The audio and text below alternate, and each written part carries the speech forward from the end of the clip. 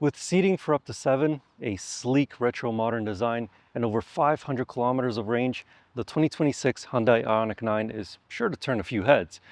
But at almost $100,000 Canadian, is this SUV worth that higher price tag? Let's go for a drive and find out.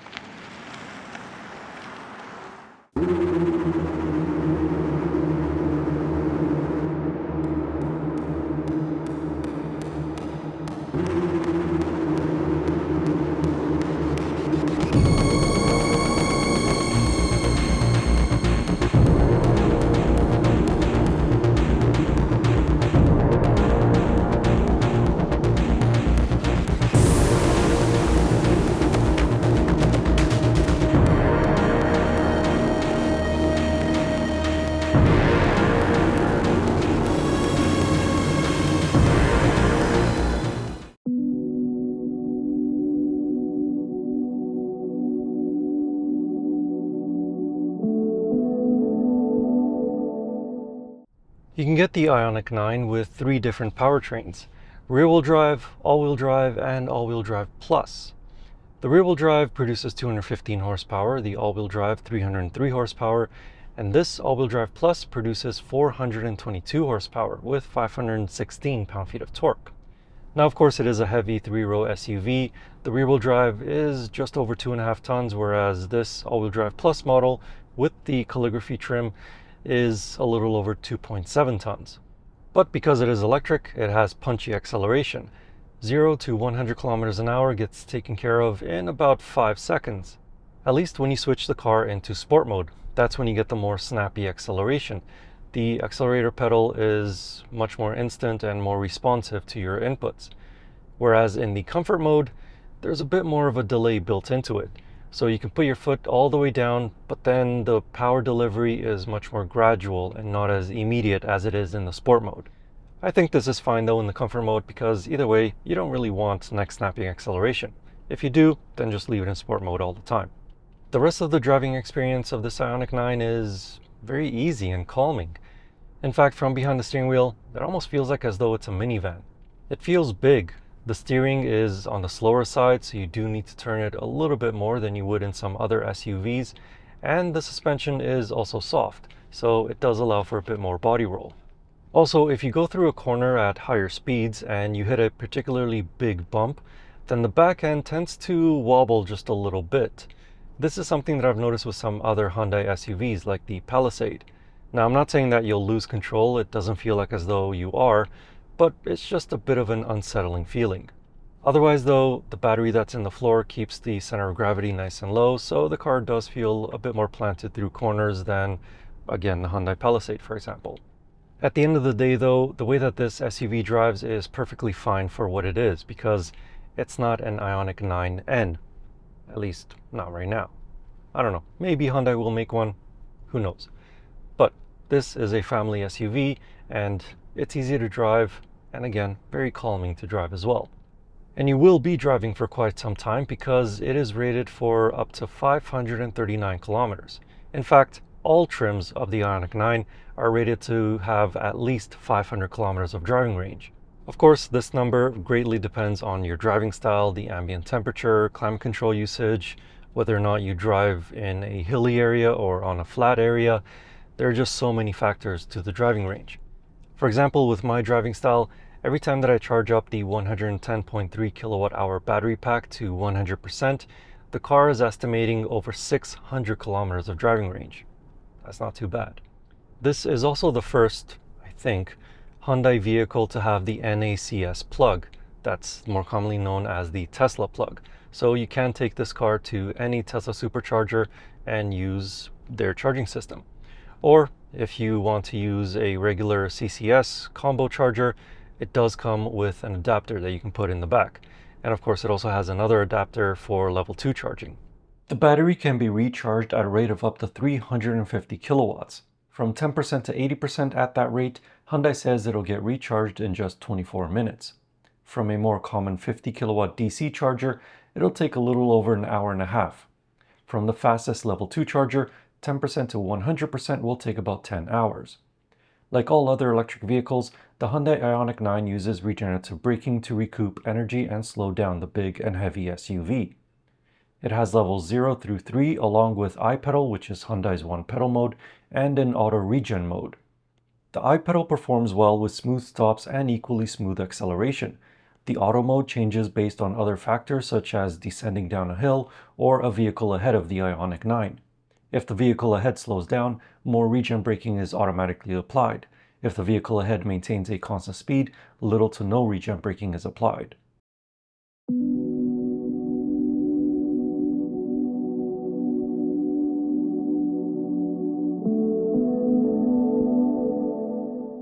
With the softer suspension and being a family-focused SUV, the 2026 Hyundai IONIQ 9's ride is spectacular. Even with the 21-inch wheels as equipped on this calligraphy trim, the IONIQ 9 suspension effectively absorbs bumps, potholes, and manhole covers in the road. Further aiding to the comfort are the seats, which are plush for long road trips, and the driver's seat has an ergo motion function. It's not exactly a massage feature, but rather it promotes muscle movement so that your butt or back doesn't get numb. Sadly, it is only the driver's seat that has this feature. Being an electric car, the cabin of the IONIQ 9 is quiet. It's actually quieter than most other EVs. Not only does it have active noise cancellation technology, but the windows are double paned and it has an acoustic windshield. There's also sound absorbing materials in the wheel wells to further reduce tire noise from intruding into the cabin. The interior of the IONIQ 9 feels very spacious and airy. Of course, it has a giant panoramic sunroof, which does open, and it does also have a shade. It's not like the Volvo EX90, for example. Check out that video up here if you're interested. But it has an interior design that is very reminiscent of the Hyundai IONIQ 5, which means it has a dual screen layout, one for the driver and one for the infotainment system. There are also a few physical controls, for example, for the temperature, climate, or volume, or quickly changing between the map, or the media, or the settings. All of those are physical controls. However, if you want to turn on the heated seat, or the ventilated seat, or the heated steering wheel, you have to use this little touchscreen that's in between the two temperature dials. Similar to the IONIQ 5, this IONIQ 9 has a pass-through between the two front seats, and you can make it bigger still by moving this center console back.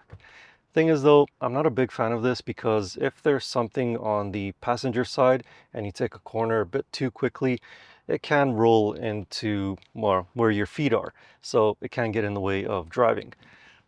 So I'm just not a big fan of this pass-through. But you do get a little bit of small item storage space with two cubbies right underneath the USB-C ports. And of course you do get more space in this center console. It has two cup holders along with a wireless phone charging pad and a few physical buttons for the drive modes, parking sensors, and the surround view cameras if equipped. And this center armrest, you can lift it up like this, like a normal armrest, or you can lift it up from the back, like that.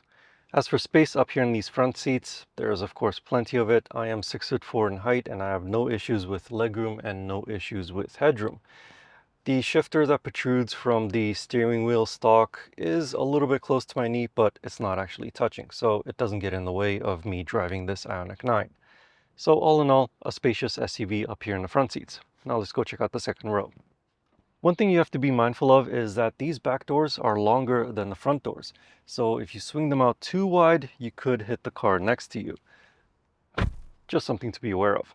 But in terms of actual space in these second row seats, as you can see behind my tall driving position, plenty of leg space and plenty of headroom.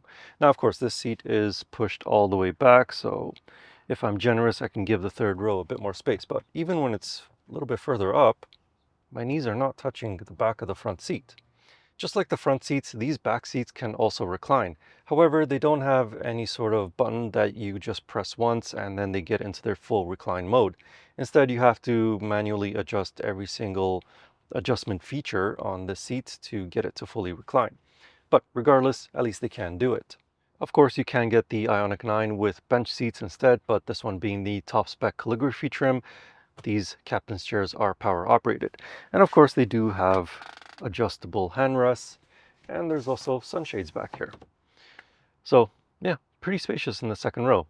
Now let's see how spacious the third row is. Getting into the back row is simple enough. You just press one button and the seat slides forward and tilts forward. Again, calligraphy trim, so it is power operated. On the lower end trims, I would assume they are manually adjustable. Once you're back here, headroom is actually pretty good, but legroom really depends on where the second row seat is.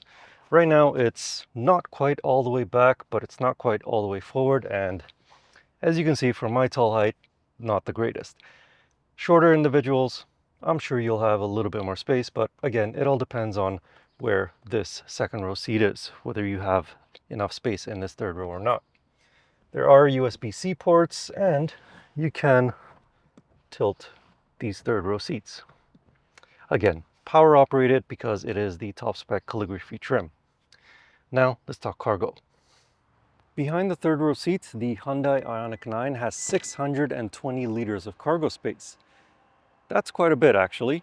And if you fold down the third row seats and also the second row seats, you're getting over 2,400 liters of cargo space.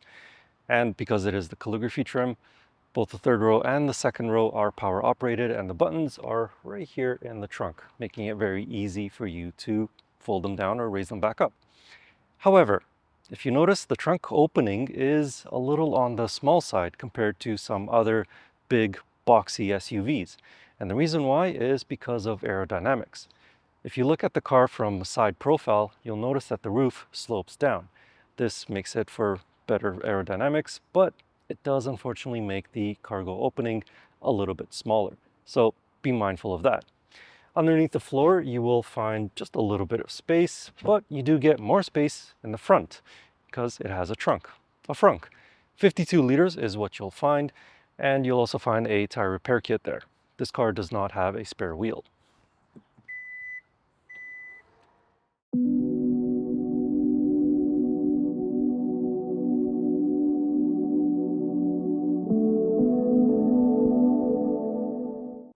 At the start of the video, I said that this IONIQ 9 costs almost $100,000 Canadian, and that is true for this calligraphy trim, if you also include the fees and taxes. But the base model of the IONIQ 9 starts at just under $60,000 Canadian, if you don't include the fees and taxes, that is. But even at that price point, for an electric three-row SUV with over 500 kilometers of driving range, I'd say that's a pretty good value for money. Of course, it won't be equipped the same way that this calligraphy trim is equipped, but if you can look past that, I'd say that the base model is a very good price. But if you do go for the base trim, what do you get in terms of convenience features? Well, it has cloth upholstery, a heated and power-operated driver's seat, but a manually adjustable passenger seat, which is also heated, a 3-zone automatic climate control system, a wireless phone charging pad, and a power liftgate. Moving all the way up to this calligraphy trim, we'll add power captain's chairs in the second row, which are also heated and ventilated. The front seats also get a ventilation function, leatherette upholstery. There's also the panoramic sunroof, a head-up display, surround view cameras, a rear camera mirror, and a microfiber suede headliner that is very smooth to the touch. On the outside, the IONIQ 9's exterior design follows the pixel styling of the IONIQ 5 and 6. The headlights are composed of individual LED lights which combine to produce the low and high beams. More pixel LEDs create the daytime running lights and turn signals. In the back, the edges of the body are yet more pixel LED lights which make up the brake lights, tail lights, and turn signals. In the end, Hyundai again did a very thorough job in creating this new electric three-row SUV. It's quiet, smooth, great driving range, and a roomy interior. But at almost $100,000, as the way that this one is equipped, it is a hard pill to swallow, especially since it has one of these badges and it doesn't say Lexus or Mercedes or BMW. But if you do go for one of the lower end trims, it is better value for your money, so long as you're okay with not having all of the bells and whistles of this top spec trim. Regardless, this is a fantastic new three-row electric SUV. And if you would like to know more about it, I have a more detailed written review of it over on my website. You can find that link in the video description or click on the pop-up banner right up here. And as always, I will see you in the next car, truck, or most likely another SUV. Anyway, thank you for watching. I hope you enjoyed the video. I see you in the next one.